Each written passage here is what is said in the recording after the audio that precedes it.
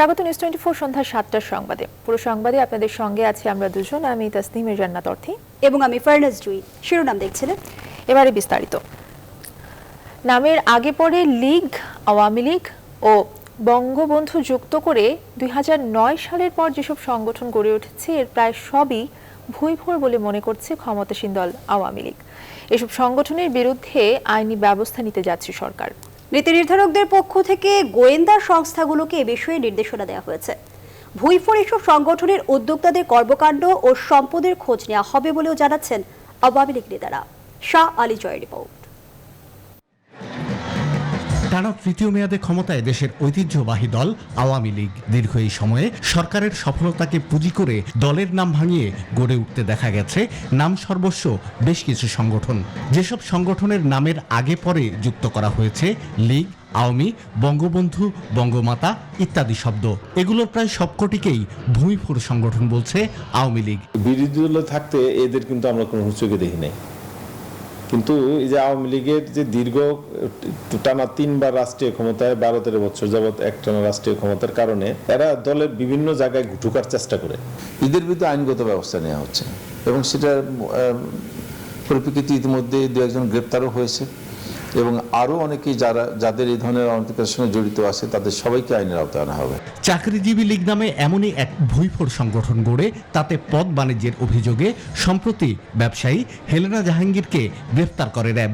আওয়ামী লীগের নীতি নির্ধারকরা বলছেন এর মাধ্যমে ভুইফোর সংগঠনের বিরুদ্ধে আইন শৃঙ্খলা রক্ষাকারী বাহিনীর তৎপরতা শুরু হলো। এই হেলেনা জাহাঙ্গীরের মাধ্যমে যে এটা এখনকার সবার গায়ে যেহেতু লাগছে, এটা আওয়ামী লীগের সর্বোচ্চ নেতৃত্ব থেকে শুরু করে সবাই কিন্তু এটা এখন এটা রিয়েলাইজ করতেছে যে এদের এই গতি স্তব্ধ করা উচিত এবং এদের বিরুদ্ধে আইনি পদক্ষেপ নেওয়া উচিত। আওয়ামী লীগ সূত্র বলছে দলের নাম ভাঙিয়ে গড়ে ওঠা এমন ভুইফোর সংগঠনের সংখ্যা শতাধিক। ফেসবুক কেন্দ্রিক বা বিভিন্ন দিবসে এদের তৎপরতা দেখা যায়, যেসবের নেই কোনো গঠনতন্ত্র, কমিটি কিংবা সাংগঠনিক কাঠামো। অভিযোগ আছে চাঁদাবাজি, টেন্ডারবাজি আর তদবির বাণিজ্যই এদের প্রধান উদ্দেশ্য। তারা মূলত তাদের অর্থনৈতিক ফায়দা লোড়ার জন্য এগুলো কাজগুলো করছে। এরা যারা এই ধরনের কাজ করেছে এরা কেউই বঙ্গবন্ধুর আদর্শের অনুসারী না, কেউই শেখ হাসিনার কর্মী না। এরা মূলত এদেরকে বলা যেতে পারে ধান্দাবাজ বা টাউট প্রকৃতির। ভালো পোস্ট পজিশন পাই না, অথচ জাতীয়ভাবে আমাদের কিছু নাম যেগুলো মানুষের চিনে, আমাদেরও মাঝে মাঝে ইচ্ছা করে যে কোনো জায়গায় মিডিয়াতে একটু চেহারা দেখান দরকার, তখনই কিন্তু এই মানুষগুলাই কিন্তু এই যে এদের বিভিন্ন অনুষ্ঠানে গিয়ে মিডিয়াতে কিন্তু গিয়ে তাদেরও নাম দেয় এবং নিজেরও কিন্তু প্রকাশ করে। আওয়ামী লীগের গঠনতন্ত্র থেকে জানা যায় দলটির 8টি সহযোগী ও 2টি ভাতৃপ্রতিম সংগঠন রয়েছে। সহযোগী সংগঠনগুলো হলো যুবলীগ, স্বেচ্ছাসেবক লীগ, মহিলা লীগ, যুব মহিলা লীগ, কৃষক লীগ, তাঁতি লীগ, মৎস্যজীবী লীগ ও আওয়ামী আইনজীবী পরিষদ।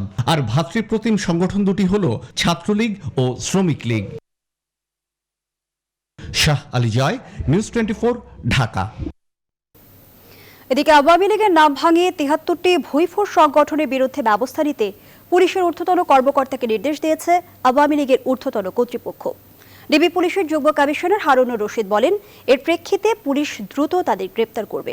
তিনি জানান, এই 73টি সংগঠনের মধ্যে রয়েছে আওয়ামী প্রচার লীগ, আওয়ামী তরুণ লীগ, আওয়ামী রিকশা মালিক শ্রমিক ঐক্য লীগ, আওয়ামী মুক্তিযোদ্ধা প্রজন্ম লীগ, আওয়ামী নৌকার মাঝি শ্রমিক লীগ। আর এগুলোই নয়, এমন আরও অদ্ভুত নাম জুড়ে সংগঠন খোলার তালিকায় রয়েছে ওলামা লীগ, চেতনায় মুজিব ডিজিটাল ছাত্রলীগ, আমরা নৌকার প্রজন্ম। এসব সংগঠনের কাজই হলো বিভিন্ন মানুষকে ভাঙিয়ে নানাভাবে অর্থ উপার্জন ও ব্ল্যাকমেইল করা। নামে বেনামে এসব সংগঠনের প্রতিষ্ঠাতা ও তাদের সাথে জড়িতদের দ্রুত আটক করা হবে। আওয়ামী লীগের নাম ভাঙিয়ে অসাধু চক্রের তৈরি করা আরও রয়েছে সজীব ওয়াজেদ জয় লীগ, আওয়ামী অনলাইন লীগ, ডিজিটাল আওয়ামী ওলামা লীগ, আওয়ামী শিশু লীগ সহ বিভিন্ন সংগঠন। আওয়ামী লীগের ঊর্ধ্বতন কর্তৃপক্ষ আমাদের পুলিশের ঊর্ধ্বতন কর্তৃপক্ষ কমপ্লেন করেছেন যে আওয়ামী লীগের অঙ্গ সংগঠনের নাম ধারণ করে 73টি অঙ্গ সংগঠন যারা আওয়ামী লীগের বা একটা বড় সংগঠনের নাম ধারণ করে তারা বিভিন্নভাবে বিভিন্ন জায়গায় দোকান খুলে বসেছে। এবারে দেশের করোনা পরিস্থিতি। দেশে করোনায় নতুন শনাক্ত এবং মৃত্যু আরও বেড়েছে। গত 24 ঘন্টায় করোনায় আক্রান্ত হয়ে মারা গেছেন 246 জন। নতুন 246 জনকে নিয়ে দেশে করোনায় আক্রান্ত হয়ে মোট মারা গেছেন ২১,১৬২ জন। স্বাস্থ্য অধিদপ্তর জানিয়েছে সোমবার সকাল পর্যন্ত ২৪ ঘন্টায় দেশে ৫৩,০০০-এর বেশি নমুনা পরীক্ষা করে করোনায় শনাক্ত হয়েছেন ১৫,৯৮৯ জন। দেশের সরকারি হিসেবে এখন পর্যন্ত করোনায় মোট শনাক্ত হয়েছেন ১২,৮০,৩১৭ জন। ২৪ ঘন্টায় সুস্থ হয়েছেন ১৫,৪৮২ জন। এ নিয়ে মোট সুস্থ ১১,০৮,৭৪৮ জন। ২৪ ঘন্টায় নমুনা পরীক্ষায় শনাক্তের হার ২৯.৯১%। সর্বোচ্চ মৃত্যু ঢাকায় ৭৬, এরপর চট্টগ্রামে ৬৪। এছাড়া খুলনায় ৩০, রাজশাহীতে ২২, রংপুরে ১৪, বরিশালে ১৬, সিলেটে ১৪ এবং ময়মনসিংহে ১০ জনের মৃত্যু হয়েছে।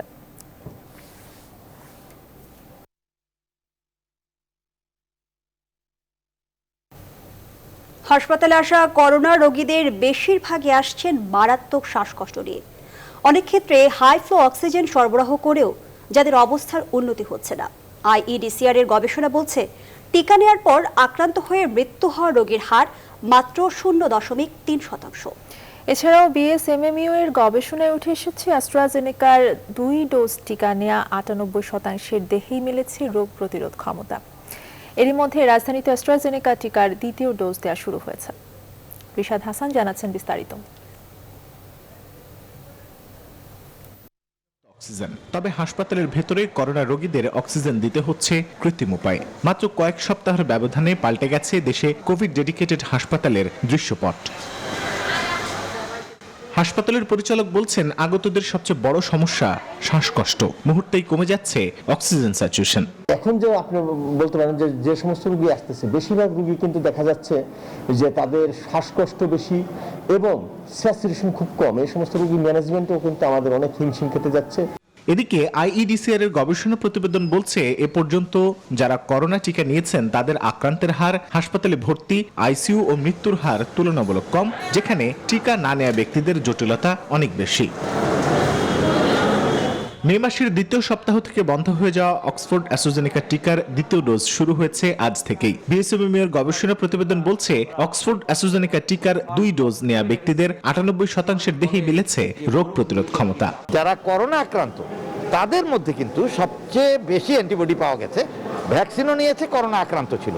আবার যারা করোনা আক্রান্ত হয়নি কিন্তু শুধু ভ্যাকসিন নিয়েছে, তাদের অ্যান্টিবডির সংখ্যা ছিল ৫০ থেকে ১০০০। এছাড়াও দেশে সিনোফার্মা টিকা উৎপাদনের জন্য স্বাস্থ্য অধিদপ্তরে যে কোনো সময় ত্রিপক্ষীয় চুক্তি হতে পারে বলে জানান পররাষ্ট্রমন্ত্রী। আমার আশা যে এটা যে কোনো মুহূর্তে শুড বি ডান। এটা ডিলে করা ঠিক হবে না, কারণ ডিলে করলে কিন্তু সই করার পরেও মাস ২ লাগবে প্রোডাকশন হতে। পূর্ব নির্ধারিত সূচি অনুযায়ী আজ থেকে ঢাকায় অক্সফোর্ড অ্যাস্ট্রাজেনেকা টিকার দ্বিতীয় ডোজ শুরু হলেও ৭ তারিখ থেকে এই টিকা দেয়া হবে সারা দেশে। রিশাদ হাসান, নিউজ 24, ঢাকা। দেশে ভ্যাকসিনের কোনো সংকট নেই। সরকারের পরিকল্পনা অনুযায়ী একদিকে টিকা কার্যক্রম চলতে থাকবে, অন্যদিকে ভ্যাকসিন আসাও অব্যাহত থাকবে বলে জানিয়েছেন আওয়ামী লীগের সাধারণ সম্পাদক ও সড়ক পরিবহন ও সেতুমন্ত্রী ওবায়দুল কাদের। সোমবার নিজ বাসভবনে এক ব্রিফিংয়ে তিনি একথা বলেন। পরিমাণ ভ্যাকসিন মজুদ রয়েছে। গণমাধ্যমে আপনারা দেখেছেন প্রতি সপ্তাহে ভ্যাকসিন আসছে। আগামী কয়েক মাসের মধ্যে প্রয়োজনীয় সংখ্যক ভ্যাকসিন বিভিন্ন দেশ থেকে পর্যায়ক্রমে বাংলাদেশে এসে পৌঁছবে। সরকারের পরিকল্পনা অনুযায়ী একদিকে টিকাদান কার্যক্রম চলতে থাকবে, পাশাপাশি ভ্যাকসিন আসাও অব্যাহত থাকবে। নামে কঠোর লকডাউন, কিন্তু বাস্তবে ঢিলে ঢালা। রাজধানীর বেশিরভাগ সড়কে ব্যক্তিগত গাড়ির চাপ থাকলেও ছিল না কোনো গণপরিবহন। তবে জরুরি প্রয়োজন মেটাতে রিকশা ও মোটরসাইকেল চলছে। সেক্ষেত্রে বাড়তি ভাড়া গুনতে হচ্ছে জরুরি প্রয়োজন মেটাতে বের হওয়া যাত্রীদের। আর সুনির্দিষ্ট কারণ ছাড়া বের হলেই জরিমানা করছে আইন শৃঙ্খলা বাহিনী। তবে অসুস্থতা নিয়ে যারা বের হয়েছেন তাদের জন্য যানবাহন সংকট ছিল বড় সমস্যা। বিস্তারিত জানাচ্ছেন হাবিবুল ইসলাম হাবিব। লকডাউনের মাঝে গার্মেন্টস শিল্প চালু করায় ঢাকামুখী মানুষের যাত্রা এখনো চলছে। তবে গণপরিবহন বন্ধ থাকায় দীর্ঘ পথের বাহন হয়েছে মোটরবাইক, অটোরিকশা কিংবা ভ্যান। ফলে রাজধানীর সড়কগুলো ছিল জনাকীর্ণ। তবে পেটের দায়ে যারা বের হয়েছেন তারা পড়েছেন বিপাকে। রিকশা চালকদের আক্ষেপ, নেই পর্যাপ্ত যাত্রী, আর নিজে কিংবা পরিবারের কোনো সদস্য অসুস্থ হলে তাদের জন্য নেই পর্যাপ্ত যানবাহন। বের হয়েছি পেটের দায়, এখন কি করবো স্যার? বুয়া থাকতে থাকতে তো মনে করেন অসহায় হয়েছে। এখানে লকডাউন না দিয়া স্বাস্থ্যবিধি না মানলে জরিমানা করুক, তাহলেই বরংস ভালো। 10 টাকার ভাড়া 200 টাকা, 200 টাকা ভাড়া 800 টাকা, এইভাবে দুর্যোগে পড়তেছে আর কি। তো স্যালারি তো তেমন একটা না, মোটামুটি না। আর টিআই করে তো কোম্পানি এতগুলো দিবে না। ব্যক্তিগত গাড়ির চাপে কখনো কখনো যানজট তৈরি হতে দেখা গেছে নগরীর বিভিন্ন সড়কে। পুলিশ জানায় বেশিরভাগ গাড়ি জরুরি সেবায় নিয়োজিত, তবে বের হওয়ার যৌক্তিক কারণ না দেখাতে পারলে তাকে জরিমানা করা হচ্ছে। অযৌক্তিক কারণ বলে আমরা মামলা দিয়ে দিচ্ছি, আর যদি যেগুলো যৌক্তিক, যে গার্মেন্টসে আসছে লোকজন, আমরা ছেড়ে দিচ্ছি এবং তাদেরকে জায়গা মতো পৌঁছায় দেওয়ার জন্য ব্যবস্থা করে দিচ্ছি। তো রোগীও আসতেছে অনেক, তো রোগী আমরা চেক করে কাগজপত্র দেখে ছেড়ে দিচ্ছি সাথে সাথে। অবাধ বিচরণ করোনা সংক্রমণের ঝুঁকি বাড়ালেও অনেকেই এর তোয়াক্কা করছেন না। তাই সংক্রমণ এড়াতে স্বাস্থ্যবিধি মানার উপর জোর তাগিদ স্বাস্থ্য বিশেষজ্ঞদের। হাবিবুল ইসলাম হাবিব, নিউজ 24, ঢাকা। লকডাউন এবং ঢাকামুখী মানুষের আরো খবরাখবর জানাতে আমাদের সাথে যুক্ত হচ্ছেন আমাদের সহকর্মীরা। গাবতলী থেকে ফখরুল ইসলাম এবং দৌলতদিয়া ফেরিঘাট থেকে আমাদের সাথে যুক্ত হচ্ছেন শফিকুল ইসলাম শামীম। শুরুতেই চলে যাব ফখরুলের কাছে। ফখরুল, ঢাকায় আসলে লকডাউন কতটা পালন করা হচ্ছে? যেহেতু শ্রমজীবী মানুষদেরকে লকডাউনের মধ্যেই ঢাকায় ফিরতে হচ্ছে, সেক্ষেত্রে সড়কে আসলে কতটা চাপ দেখতে পাচ্ছেন যানবাহনের, আর যারা রাস্তায় চলাচল করছে তারা স্বাস্থ্যবিধি কতটা মানছেন?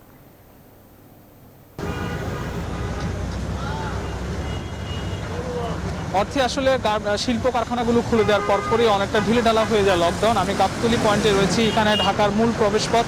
সাধারণ মানুষ এখনো হেঁটে আসছেন সকাল থেকে। আসলে মানুষজন দল বেঁধে তারা আসলে ওপার থেকে, ব্রিজের ওপার থেকে গাবতলী রাজধানীতে প্রবেশ করছেন। এখনো আসলে প্রায় রাত হওয়ার পর আমরা লক্ষ্য করছি যে মানুষ কিন্তু এখনো আসছেন, যে যেভাবে পারছেন হেঁটে হেঁটে আসা রাজধানীতে প্রবেশ করছেন। লকডাউন যেহেতু চলছে, গণপরিবহন বন্ধ রয়েছে, কিন্তু ব্যক্তিগত গাড়ির সংখ্যা অনেকটাই বেড়েছে। ছোট ছোট গাড়িগুলো বাড়ছে, পিকআপ ভ্যানে করে মানুষ কিন্তু রাজধানীতে প্রবেশ করার চেষ্টা করছেন। এরই মধ্যে আপনি জানেন যে শিল্প কারখানা খুলে গেছে, কিন্তু মানুষের যাতায়াতের জন্য যে ছোট গাড়ি, রিক্সা, এগুলো কিন্তু চাপ রাজধানীর সড়কে বেড়েছে। রাজধানীর বিভিন্ন সড়কে আমরা লক্ষ্য করেছি প্রতিটি চেকপোস্টে আসলে প্রতিটি সিগন্যালেই গাড়ির চাপ রয়েছে এবং সিগন্যালে পড়তে হচ্ছে প্রতিটি গাড়িকে, ব্যক্তিগত গাড়ি যেগুলো রয়েছে। সাধারণ মানুষ এখনো আসছেন। লকডাউন অনেকটাই কিন্তু ঢিলেঢালা বলা যায় রাজধানীতে, এবং গাড়ির সংখ্যা অনেকটাই বেড়েছে। আমরা একটু সাধারণ মানুষ রাজধানী মুখে মানুষের চাপ কতটা আছে সে বিষয়ে আমরা জানবো দৌলতদিয়াতে। সেখানকার আমাদের সহকর্মী রয়েছেন শামীমের কাছ থেকে। জানাচ্ছেন লকডাউনের একই চিত্র কিন্তু দৌলতদিয়া ঘাটে। আমি একটু দৌলতদিয়া ফেরিঘাটের চিত্রটি দেখাতে চাচ্ছি। দৌলতদিয়া ফেরিঘাট ব্যবহার করে কিন্তু গত 2 দিন যাবত ঢাকায় হাজার হাজার যাত্রী গিয়েছে, আমরা যে চিত্রটি দেখেছি। তবে গতকাল আজ দুপুরের পর থেকে কিন্তু যাত্রী চাপটা কম। তবে আমরা এটা বলতে পারি যে দৌলতদিয়া পাটুরিয়া নৌ রুটে ফেরি চলাচল স্বাভাবিক থাকার কারণে কিন্তু প্রতিটি ফেরিতে কিন্তু পর্যাপ্ত পরিমাণ যাত্রী গেছে। আমরা এই চিত্রটি কিন্তু দেখতে পাচ্ছি। হালকা হালকা গেলে কিন্তু দৌলতদিয়া ঘাটে যেসব যাত্রী আসে তারা কিন্তু সহজেই ফেরি পার হয়ে গন্তব্যস্থানে যেতে পারছে। তবে যাত্রীদের সাথে আমরা কথা বলেছি, তারা কিন্তু আমাদের জানিয়েছেন যে মহাসড়কে গণপরিবহন না থাকার কারণে কিন্তু তাদেরকে ছোট ছোট যানবাহনে আসতে হয়েছে। অটোরিকশা, ব্যক্তিগত প্রাইভেট কার, মাইক্রোবাস, মোটরসাইকেলে কিন্তু তাদেরকে অতিরিক্ত টাকা ব্যয় করে ঘাট পর্যন্ত আসতে হয়েছে। এবং দৌলতদিয়া ঘাট থেকে কিন্তু সহজে ফেরি পার হয়ে পাটুরিয়া ঘাট থেকে কিন্তু রাজধানীমুখী হয়েছে। তারা কিন্তু যে সকল যানবাহনে সে জায়গায় কিন্তু তাদেরকে নানা প্রকার দুর্ভোগ স্বীকার করে যেতে হচ্ছে। সব মিলে আমরা বলতে পারি যে নানা প্রকার দুর্ভোগ স্বীকার করে লকডাউন অপেক্ষা করে কিন্তু রাজধানীমুখী হচ্ছে শত শত যাত্রী। তো এই ছিল দৌলতদিয়া ফেরিঘাটের সর্বোচ্চ সংবাদ। আমি এখন চলে যাচ্ছি স্টুডিওতে অর্থির কাছে। অর্থি, শামীম এবং ফখরুল, আপনাদেরকে ধন্যবাদ জানাচ্ছি। আমাদের সাথে গাবতলী এবং দৌলতদিয়া ফেরিঘাট থেকে যুক্ত হয়েছিলেন আমাদের সহকর্মীরা। অবস্থা খারাপ হলেই কেবল হাসপাতালে ছোটেন গ্রামের করোনা রোগীরা। এর আগে এমনকি পরীক্ষা করাতেও অনীহা তাদের। রাজশাহী ও কুষ্টিয়ায় এমন চিত্র দেখা গেছে, যদিও দেশের সব জায়গার অবস্থা অনেকটা একই রকম। এসব রোগী শেষ মুহূর্তে হাসপাতালে ভর্তি হওয়ায় মৃত্যুর সম্ভাবনা বেড়ে যায় বলে জানান চিকিৎসকরা। এদিকে চট্টগ্রামে ব্ল্যাক ফাঙ্গাসে আক্রান্ত রোগী শনাক্তের পর চাপা আতঙ্ক নগরবাসীর মাঝে। যদিও আতঙ্কিত না হয়ে সচেতনতার পরামর্শ চিকিৎসকদের। কাজী শাহেদ, জাহিদুজ্জামান এবং নয়ন বুড়া জয়ের তথ্য ছবিতে দেখুন ডেস্ক রিপোর্ট। রাজশাহীর বানেশ্বর বাজারের একটি ওষুধের দোকানে পরামর্শের জন্য সর্দি কাশি আক্রান্ত মানুষের লাইন এটি। এই চিত্র গেল 1 মাস ধরে প্রায় প্রতিদিনের। গ্রামবাসী এর আগে এত লোক একসাথে আক্রান্ত হওয়া দেখেননি, যদিও এগুলো সাধারণ সর্দি কাশি বলেই উড়িয়ে দিচ্ছেন তারা। সে অন্যান্য বছর হচ্ছে আপনার দ্বিগুণ বা তার চেয়ে বেশি জ্বর হচ্ছে। খুব অত্যন্ত গরম পড়ছে মাঝে মাঝে, এবং পরবর্তীতে আবার ঠান্ডাও বেশি পড়ছে। এই কারণে হয়তো সর্দি জ্বরটা একটু বেশি। রাজশাহী মেডিকেল কলেজ হাসপাতালে এখন 70% রোগী গ্রামাঞ্চলের। ভয় থেকেই প্রান্তিক জনগণ পরীক্ষা কিংবা চিকিৎসা করাচ্ছেন না বলে ধারণা রাজশাহীর সিভিল সার্জনের। আমার ধারণা আরও একটা কাজ করে যে করোনা পজিটিভ হওয়াটা মনে হয় যে সে একটা অন্যায় করে ফেলছে। কুষ্টিয়ায় করোনা আক্রান্ত হয়ে এ পর্যন্ত মারা যাওয়া 5.5 শতাধিক মানুষের মধ্যে শুধু জুলাই মাসেই মারা গেছেন 335 জন। প্রত্যন্ত গ্রামের মানুষ পরীক্ষার আওতায় না আসায় শনাক্তের যে হিসাব পাওয়া যাচ্ছে তা পুরোপুরি সঠিক নয় বলেই ধারণা সংশ্লিষ্টদের। আমরা কুষ্টিয়া জেলা উপজেলা সহ বিবেচনা করলে তার শতকরা 60 থেকে 70 ভাগ রোগী কিন্তু কুষ্টিয়া শহর ছিল, কিন্তু বর্তমানে এই প্রেক্ষাপট নাই, এখন ইউনিভার্সাল সব। এদিকে চট্টগ্রামে করোনার পাশাপাশি নতুন আতঙ্ক ব্ল্যাক ফাঙ্গাস। পটিয়ার এক নারী শনাক্তের পর প্রয়োজনীয় ওষুধ না পেয়ে হতাশ তার স্বজনরা। তবে ব্ল্যাক ফাঙ্গাসে আতঙ্কিত না হয়ে সচেতন থাকার পরামর্শ দিয়েছেন চিকিৎসকরা। আমার আম্মাকে বাঁচানোর জন্য ওষুধের ব্যবস্থা করে দিন, কেউ না কেউ লিঙ্ক করে দিন আমাদেরকে। রোগ প্রতিরোধ ক্ষমতা আগে থেকেই কম, সেই ক্ষেত্রে ব্ল্যাক ফাঙ্গাস আপনাকে আক্রমণ করতে পারে। কাজেই আপনি কোভিড পেশেন্ট হলেই ব্ল্যাক ফাঙ্গাসে আক্রান্ত হবেন, এই ধরনের একটা ধারণা অমূলক। করোনা সংক্রমণের বর্তমান অবস্থা লকডাউন কিংবা বিধিনিষেধে পরিস্থিতি সামাল দিতে না পারার চিত্র বলেই মনে করেন স্বাস্থ্য সংশ্লিষ্টরা। Desk report, news 24। করোনার থাবায় পেছালো মেট্রো রেলের টার্গেট। চলতি বছরের ডিসেম্বরে মেট্রো চালুর কথা থাকলেও তা সম্ভব হচ্ছে না। সেই জায়গায় 2022 সালের ডিসেম্বরে উত্তরা থেকে আগারগাঁও পর্যন্ত মেট্রো রেল চালু হবে বলে জানিয়েছেন প্রকল্পের ব্যবস্থাপনা পরিচালক। তবে মতিঝিল পর্যন্ত কবে চালু করা যাবে সে বিষয়ে নিশ্চিত করে বলতে পারছে না কর্তৃপক্ষ। লাবন রহমানের রিপোর্টে বিস্তারিত, ছবি তুলেছেন দেলোয়ার হোসেন। মেট্রো রেলের আগারগাঁও স্টেশন রাস্তার অংশের কাজ শেষে এখন ভায়াডাক্টের ওপরই বেশিরভাগ কর্মযজ্ঞ। করোনা পরিস্থিতির মধ্যেও থেমে নেই প্রকল্পের কাজ। উত্তরা থেকে আগারগাঁও হয়ে মতিঝিল পর্যন্ত পুরো পথে এমনই দৃশ্যমান মেট্রো রেল প্রকল্প। জুন মাস পর্যন্ত প্রকল্পের সার্বিক অগ্রগতি 68 তবে উত্তরা থেকে আগারগাঁও পর্যন্ত পূর্ত কাজ এগিয়েছে 87.80 আসছে ডিসেম্বরের মধ্যে আগারগাঁও অংশের কাজ শেষের লক্ষ্য থাকলেও করোনার কারণে সেই লক্ষ্য এখন 2022 সালের ডিসেম্বর। আশা করছি যে 2022 সালের ডিসেম্বর মাসে ঢাকা মহানগরবাসী মেট্রো রেলে চলাচল করতে পারবেন। এটা উত্তরা দিয়াবাড়ি থেকে আগারগাঁও পর্যন্ত। মতিঝিল পর্যন্ত টার্গেট, তার পরবর্তীতে আরো হয়তো 6 মাস লাগতে পারে। কমলাপুরের কাজটা তো এখন শুরু করতে হবে। যদি একসাথে শেষ করা যায় তাহলে একসাথেই চালু করব, যদি শেষ করা না যায় তাহলে এটা তৃতীয় ধাপে যে চালু করব। স্বাস্থ্যবিধি মেনে চলছে মেট্রো প্রকল্পের কাজ। এর মধ্যে বেশিরভাগ কর্মীকে দেওয়া হয়েছে করোনার 2 ডোজ ভ্যাকসিন। এরপরও মেট্রো রেলের আওতাধীন 4টি প্রকল্পে করোনা আক্রান্ত 876 জন, যদিও এখন পর্যন্ত প্রকল্পে মৃত্যু নেই করোনায়। জাপান, চীন, ভারত সহ একটা বড় অংশের বিদেশি শ্রমিক কর্মকর্তারা কাজ করছেন এই মেট্রো রেল প্রকল্পে। কিন্তু বাংলাদেশের যে বর্তমান করোনা পরিস্থিতি তাতে বেশ উদ্বিগ্ন তারা। অনেকে আসতে পারছেন না সরজমিনে। সব মিলিয়ে তাই পুরোদমে চলতে পারছে না মেট্রো রেল প্রকল্পের কাজ। বিদেশিরা আমাদের সাথে মিলেমিশেই একসাথেই আমরা কাজ করছি, সেটা আপনাকে মানতে হবে। স্বাস্থ্যবিধি মেনে এবং সামাজিক দূরত্ব বজায় রেখে যেই কাজগুলো করা সম্ভব সেই কাজগুলোই আমরা করছি। উত্তরা থেকে আগারগাঁও পর্যন্ত 11.73 কিলোমিটার ভায়াডাক্টের উপর বসে গেছে রেল ট্র্যাক। প্রথম পর্যায়ের 9টি স্টেশনও দৃশ্যমান। দেশে চলে এসেছে 4টি মেট্রো রেলের 24 সেট কোচ। আগামী সেপ্টেম্বর নাগাদ আরো 5টি মেট্রো রেল জাপান থেকে আসার কথা বাংলাদেশে। আমাদের করোনার কনস্ট্রাকশনের উপরে তার নেতিবাচক একটা বড় প্রভাব আছে। তবে অভিজ্ঞতা আমাদের হয়ে গেছে। প্রথমে একবার কোভিড, তারপর আবার আসলো। তারা এটাকে কাজে লাগিয়ে নির্দিষ্ট সময় না পারলে পরেও এর পরিবর্তিত সময়ের মধ্যে যেটা প্রক্ষেপণ করা হবে, অ্যাটলিস্ট সেই জায়গায় যদি আমরা ধরতে পারি তাও অর্জনটা কম হবে না। সব মিলিয়ে এজন্য করোনা পরিস্থিতির উপরই আবারও নির্ভর করতে হচ্ছে মেট্রো রেল কর্তৃপক্ষকে। তবে এখন টিকা কার্যক্রম গতিশীল হওয়ায় আগামী ডিসেম্বরে আগারগাঁও পর্যন্ত চালুর ব্যাপারে জোর আশাবাদী প্রকল্প সংশ্লিষ্টরা। লাবন রহমান, নিউজ 24, ঢাকা। রোহিঙ্গাদের জন্য বিশ্ব ব্যাংকের 2000 কোটি টাকার প্রস্তাব নাকচ করেছে বাংলাদেশ। সংস্থাটি রোহিঙ্গাদের বাংলাদেশের নাগরিকদের মতোই সুযোগ সুবিধা দেওয়ার কথা বলায় এই সিদ্ধান্ত নেয় সরকার। সোমবার রাষ্ট্রীয় অতিথি ভবন পদ্মায় গণমাধ্যমের সাথে আলাপকালে কথা জানান পররাষ্ট্রমন্ত্রী এ কে আব্দুল মোমেন। এ সময় রোহিঙ্গাদের জন্য দাতা সংস্থার অর্থায়ন নিয়েও প্রশ্ন তোলেন পররাষ্ট্রমন্ত্রী। আরও জানাচ্ছেন লাকমিনা জেসমিন সোমা। রোহিঙ্গাদের বাংলাদেশে অবাধে কাজের সুযোগ দেওয়ার প্রস্তাব দিয়েছে বিশ্বব্যাংক। এর জন্য 2000 কোটি টাকা দিতে চায় সংস্থাটি। এরই মধ্যে সংস্থার পক্ষ থেকে রিফিউজি পলিসি রিভিউ ফ্রেমওয়ার্ক শীর্ষক এই প্রস্তাবটি সরকারের কাছে পাঠানো হয়েছে, যেখানে উদ্বাস্তুদের সমাজে অন্তর্ভুক্ত করা যায় কিনা তা জানতে চেয়েছে বিশ্বব্যাংক।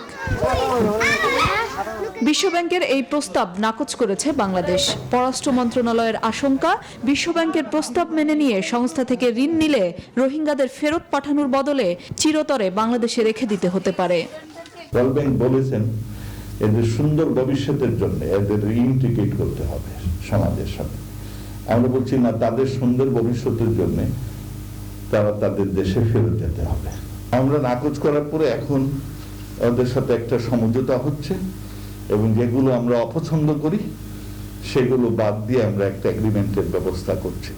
সোমবার রাষ্ট্রীয় অতিথি ভবন পদ্মায় সাংবাদিকদের সাথে আলাপকালে পররাষ্ট্রমন্ত্রী আরও বলেন, রোহিঙ্গাদের নামে বিভিন্ন দেশ থেকে যেসব অনুদান আসে তা আন্তর্জাতিক সংস্থাগুলো কিভাবে খরচ করে জানে না সরকার। বিভিন্ন দেশ বাংলাদেশের নামে টাকা পাঠায়, কিন্তু এগুলো অ্যালোকেট করে রোহিঙ্গাদের, অ্যালোকেট করে তাদের এজেন্সিগুলোতে, বিভিন্ন এজেন্সিগুলোতে, এবং এই এজেন্সিগুলো কিভাবে টাকা পয়সা খরচ করে তারও কিন্তু এই হিসাব আমরা পাই না। রোহিঙ্গা প্রত্যাবাসনে কোনো অগ্রগতি নেই বলেও স্বীকার করেন পররাষ্ট্রমন্ত্রী।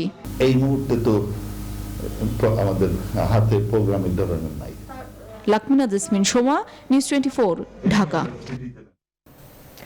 করোনা মহামারীর এই সময়ে দেশজুড়ে বসুন্ধরা গ্রুপের ত্রাণ বিতরণ কার্যক্রম অব্যাহত রয়েছে। এই ধারাবাহিকতায় গেল দুদিন ধরে জয়পুরহাটে ত্রাণ বিতরণ করেছে দেশের সর্ববৃহৎ শিল্প প্রতিষ্ঠান বসুন্ধরা গ্রুপ। জয়পুরহাট ও পাঁচবিবি উপজেলায় আজ 1000 মানুষের মাঝে ত্রাণ সামগ্রী দেওয়া হয়। আর বসুন্ধরা গ্রুপের এই খাদ্য সহায়তা পেয়ে খুশি অসহায় ও দুস্থ মানুষ। আলমগীর চৌধুরীর তথ্যচিত্রে দেখুন ডেস্ক রিপোর্ট। করোনা মহামারীর এই সময় কর্মহীন পরিবারের মাঝে খাদ্য সহায়তা দেওয়ার উদ্যোগ নিয়েছে দেশের সর্ববৃহৎ শিল্প প্রতিষ্ঠান বসুন্ধরা গ্রুপ। এরই ধারাবাহিকতায় সোমবার জয়পুরহাট স্টেডিয়াম, রামদেও বাজলা সরকারি উচ্চ বিদ্যালয় মাঠ সহ বিভিন্ন স্থানে স্বাস্থ্যবিধি মেনে ত্রাণ সামগ্রী বিতরণ করা হয়। বসুন্ধরা গ্রুপের চেয়ারম্যান আহমেদ আকবর সুবহানের এই উপহার দরিদ্রদের কাছে পৌঁছে দেওয়ার সার্বিক কার্যক্রম পরিচালনা করছে শুভ সংঘ। করোনাকালে এই খাদ্য সহায়তা পেয়ে খুশি অসহায় ও দুস্থ মানুষেরা। শ্রমিকদের বেছে বেছে উনি অনুদান দিচ্ছে, এই জন্য আমরা খুবই খুশি। বসুন্ধরা চেয়ারম্যানের দীর্ঘজীবী করি, তার সুস্থ করুক আল্লাহ পাক। কিন্তু খুশি হয়েছি, যাই দিয়েছে তার জন্য আল্লাহর কাছে দোয়া করছি ভালোভাবে থাকে দেন। স্থানীয় প্রশাসনিক কর্মকর্তা ও জনপ্রতিনিধিরা এই উদ্যোগকে সাধুবাদ জানিয়েছেন। স্পেশাল থ্যাঙ্কস জানাতে চাই বসুন্ধরা গ্রুপের চেয়ারম্যান মহোদয়কে। তিনি উত্তরবঙ্গের এই অবহেলিত জেলা জয়পুরহাট জেলায় 2000 ব্যক্তিকে সুন্দরভাবে ত্রাণ বিতরণ করছেন। আমি অত্যন্ত আনন্দিত এবং আমি বসুন্ধরা গ্রুপ প্লাস আমাদের শুভ সংঘ যে কালের কণ্ঠ, তাদের প্রতি আমি বিশেষভাবে কৃতজ্ঞতা ধন্যবাদ জ্ঞাপন করছি। তাই মহতী কার্যক্রমকে আমি সাধুবাদ জানাই এবং সারা বাংলাদেশে আরো অন্যান্য যারা সংগঠন আছে তারা এইভাবেই করোনাকালে যারা অসহায় অবস্থার মধ্যে রয়েছে তাদের জন্য কাজ করবে বলে আমি আশাবাদ ব্যক্ত করছি। বসুন্ধরা গ্রুপের পক্ষ থেকে জয়পুরহাট জেলায় 2 দিনে 2000 অসহায় ও দুস্থ মানুষদের ত্রাণ বিতরণ করা হয়। Desk report, news 24। সংবাদের সময় হলো একটি বিরতির, সাথেই থাকুন। বিরতির পর আবারও স্বাগত। দেখছেন সন্ধ্যা 7টার সংবাদ। এবার ডেঙ্গু পরিস্থিতি। রাজধানীতে প্রতিদিনই পাল্লা দিয়ে বাড়ছে ডেঙ্গু রোগীর সংখ্যা। গত 24 ঘন্টাতেই হাসপাতালে ভর্তি হয়েছেন 287 জন। এরিসোকিউলেক্স মশা দমনে 2 সিটি কর্পোরেশন বিশেষ অভিযান শুরু করলেও ফলাফল এখনও দৃশ্যমান হয়নি। ডেঙ্গুর বেশি ঝুঁকিতে রয়েছে শিশুরা। প্রতিদিনই আক্রান্ত শিশুদের হাসপাতালে ভর্তি করাচ্ছেন অভিভাবকরা। বিস্তারিত জানাচ্ছেন মাহমুদুল হাসান। ডেঙ্গুতে আক্রান্ত 4 বছরের শিশুকে নিয়ে হাসপাতালে এসেছেন বাড্ডা এলাকার বাসিন্দা বিউটি বেগম। বলছিলেন তার বাড়ির আশেপাশে মশার উপদ্রবের কথা। অনেকেই আক্রান্ত হচ্ছেন ডেঙ্গু জ্বরে। 4 বছর বয়সী সন্তানের অবস্থা খারাপ হওয়াতে তাকে ভর্তি করতে হয়েছে হাসপাতালে। জ্বর আসার পর থেকে পরে 3 দিন ছিলাম বাসায় 3 দিন থাকার পরে ব্লাড গেছে, বমির সাথে নাক দিয়ে ব্লাড গেছে, তখন আমরা হাসপাতালে আসছি, ভর্তি হয়েছি। এমনই আরও 36টি শিশু ভর্তি রয়েছে রাজধানীর শেরেবাংলা নগরের শিশু হাসপাতালটিতে। হাসপাতালে আইসিইউতে ভর্তি আছে 5 জন। এরই মধ্যে ডেঙ্গুতে মারা গেছে হাসপাতালে ভর্তি হওয়া 4 শিশু। এমন পরিস্থিতিতে শিশুদের নিয়ে উৎকণ্ঠায় রাজধানীর অভিভাবকরা।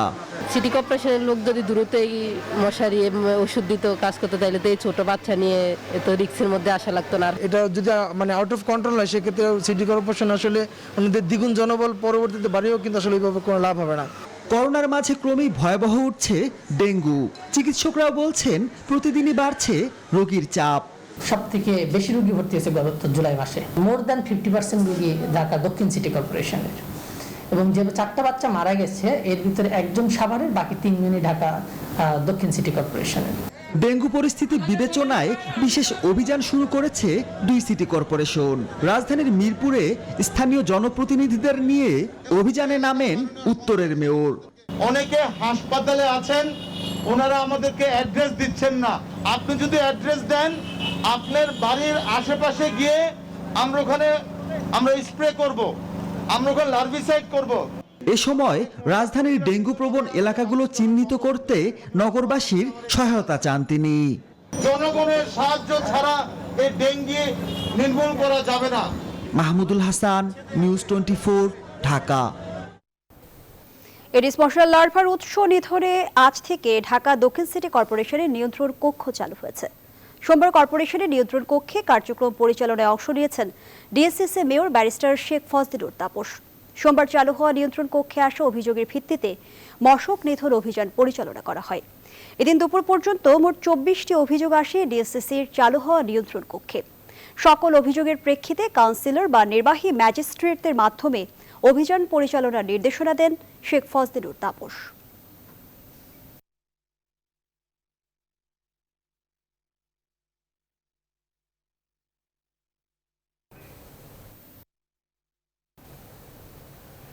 করোনাকালে বসেনি জঙ্গিরা, বরং চলছে অনলাইনে সদস্য সংগ্রহ। গোয়েন্দা তথ্য বলছে জঙ্গিদের আবার পুনর্গঠিত হওয়ার চেষ্টা আছে। তারা বিভিন্ন অ্যাপে চ্যানেল খুলে প্রচারণা চালাচ্ছে। তবে সামনে আসার মতো শক্তি জঙ্গিদের নেই বলে মনে করেন আইনশৃঙ্খলা বাহিনীর কর্মকর্তারা। তাদের কঠোর সাইবার পেট্রোলিং এর কারণে চূড়ান্ত পরিকল্পনার আগেই ধরা পড়ে যাচ্ছে তারা। বিস্তারিত জানাচ্ছেন মৌ খন্দকার। বাংলাদেশের জঙ্গি গোষ্ঠীগুলো করোনা ভাইরাসের এই সময়ে অনেকটাই আড়ালে চলে গিয়েছিল, কিন্তু থেমে থাকেনি। আইন শৃঙ্খলা রক্ষাকারী বাহিনীর সূত্রগুলো বলছে এই সময়টাকে জঙ্গিরা কাজে লাগিয়েছে অনলাইনে সদস্য সংগ্রহের কাজে। সাধারণ ছুটির পর জঙ্গি গোষ্ঠীর মুখপাত্ররা বিভিন্ন গোপনীয়তা নিশ্চিত করা যায় এমন অ্যাপসগুলোই চ্যানেল খুলে প্রচারণা চালাচ্ছে। আইন শৃঙ্খলা রক্ষাকারী বাহিনীর সূত্রগুলো বলছে ভার্চুয়াল যোগাযোগের একটা অংশ বিদেশ থেকে নিয়ন্ত্রিত হচ্ছে। তারা নিজেদের তৈরি কন্টেন্ট কিংবা বিদেশি ভাষা থেকে অনুবাদ করে বিভিন্ন কন্টেন্ট আপলোড করছেন।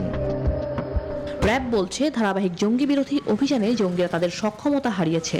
এখন আমরা আনসারুল্লাহ বাংলা টিম বা আনসার আল ইসলামের একটি প্যাটার্ন দেখতে পাচ্ছি, যেটা আমরা বলছি যে তারা সদস্য সংগ্রহের প্রতি তাদের চিন্তাধারাটা বেশি, এবং যাদেরকে তারা সদস্য হিসেবে তারা নিয়োগ দিচ্ছে তারা তাদের ব্রেন ওয়াশটার দিকে তারা বেশি নজর দিচ্ছে। আগে যেভাবে একটা আস্তানা নিয়ে ট্রেনিং দিত, আমির থাকতো, অপারেশন প্ল্যান ও অস্ত্র সংগ্রহ করত, এখন সেই অবস্থায় নেই জঙ্গিরা। নির্জন স্থানে তাদেরকে ব্রেন ওয়াশ করানো হতো, ব্রেন ওয়াশ করানোর জন্য যে ট্রেনিং প্রদান, বিভিন্ন বক্তব্য প্রদান, এগুলো করা হতো। এছাড়া র্যাব ফোর্সেসের সাইবার মনিটরিং টিমের পক্ষ থেকে তাদের নজরদারি বাড়ানোর কথাও জানান র্যাবের এই ঊর্ধ্বতন কর্মকর্তা। সাইবার ওয়ার্ল্ডে তারা বিভিন্ন গ্রুপের মাধ্যমে, বিভিন্ন সামাজিক যোগাযোগ মাধ্যমের মাধ্যমে তারা তাদের বক্তব্য দিচ্ছে নিজেদের গ্রুপের মাধ্যমে, এবং এগুলো কার্যক্রম তারা চালিয়ে যাচ্ছে। মৌ খন্দকার, নিউজ 24, ঢাকা। সম্প্রতি নারায়ণগঞ্জে আটক আব্দুলাল মামুনের 2 সহযোগী জঙ্গিকে যাত্রাবাড়ি থেকে গ্রেফতার করেছে সিটিটিসি স্পেশাল অ্যাকশন গ্রুপ। এ সময় বিপুল পরিমাণ আইডি তৈরির সরঞ্জাম জব্দ করা হয়। এ বিষয়ে ডিএমপির মিডিয়া সেন্টারে সংবাদ সম্মেলনে সিটিটিসি প্রধান আসাদুজ্জামান জানান, অভিযানে শফিকুর রহমান ওরফে ক্যাপ্টেন খাত্তাব ও খালিদ হাসান ভুইয়াকে আটক করা হয়। অন্যরা পালিয়ে যায়। গেল 16 মে সাইনবোর্ড সিদ্ধিরগঞ্জে বোমা রেখেছিল তারা। সিটিটিসি প্রধান বলেন, অনলাইনে সম্প্রতি জঙ্গিদের কার্যক্রম বেড়েছে।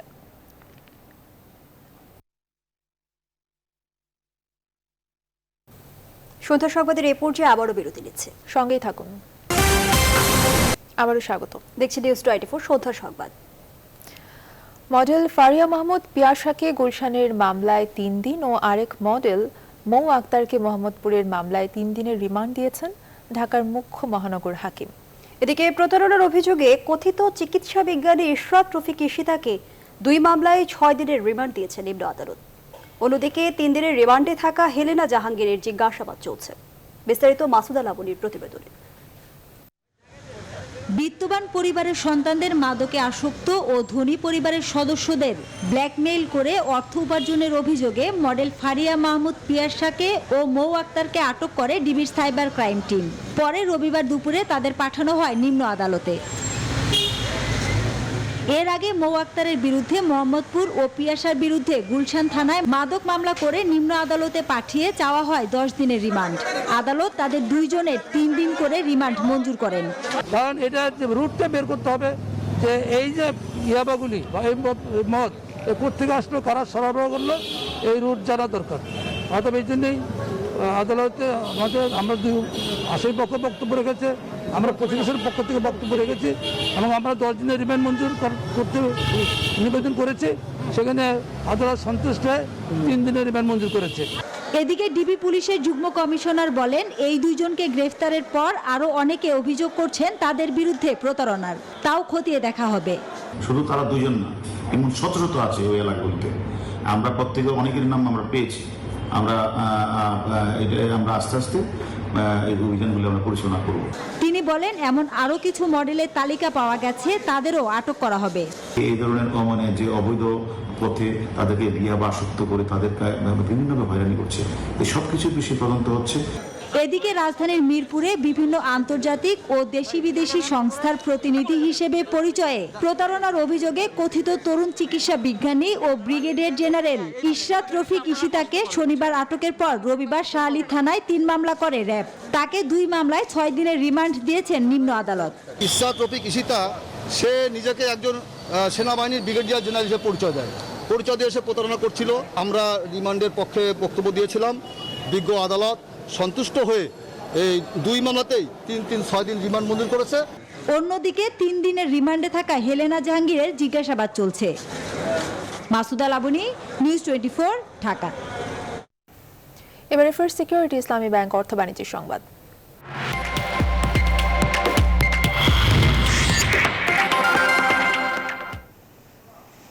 একদিন বন্ধ থাকার পর সপ্তাহের প্রথম কার্যদিবস সোমবার সূচকের বড় উত্থানের মধ্য দিয়ে শেষ হয়েছে পুঁজিবাজার লেনদেন। এদিন লেনদেনে এবং বাজার মূলধনে গড়েছে রেকর্ড। পুঁজিবাজারের লেনদেন ছাড়িয়েছে 2000 কোটি, যা গত 2 মাসের মধ্যে সর্বোচ্চ। সোমবার ডিএসসির প্রধান সূচক ডিএসইএক্স 56 পয়েন্ট বেড়ে অবস্থান করে 6481 পয়েন্টে। হাতবদল হওয়া শেয়ার মিউচুয়াল ফান্ডের বেশিরভাগেরই দাম বেড়েছে। দাম বাড়ে 232টির, দাম কমে 118টির, আর অপরিবর্তিত ছিল 25টি শেয়ার ও মিউচুয়াল ফান্ডের ইউনিটের দর। ডিএসইতে মোট লেনদেন হয় 2187 কোটি টাকার, যা সবশেষ কার্যদিবসের চেয়ে 666 কোটি টাকা বেশি। সন্ধ্যা সংবাদের এই পর্যায়ে আরো একটা বিরতি নিচ্ছে, সাথেই থাকুন। আবারও স্বাগত, দেখছেন নিউজ 24 সন্ধ্যা সংবাদ। জানাবো খেলার খবর। 5 ম্যাচ টি20 সিরিজের প্রথমটিতে আগামীকাল অস্ট্রেলিয়ার মুখোমুখি হবে বাংলাদেশ। ম্যাচের আগের দিন দলের ব্যাটিং অর্ডারে পরিবর্তনের আভাস দিয়েছেন অধিনায়ক মাহমুদুল্লাহ রিয়াদ, জানিয়েছেন সিরিজ জয়ের প্রত্যয়। অন্যদিকে অজি অধিনায়ক ম্যাথু ওয়েডের জন্য এই সিরিজ টি20 বিশ্বকাপের স্কোয়াড গঠনের বড় মঞ্চ। মিরপুরের শেরে বাংলায় ম্যাচ শুরু হবে সন্ধ্যা 6টায়।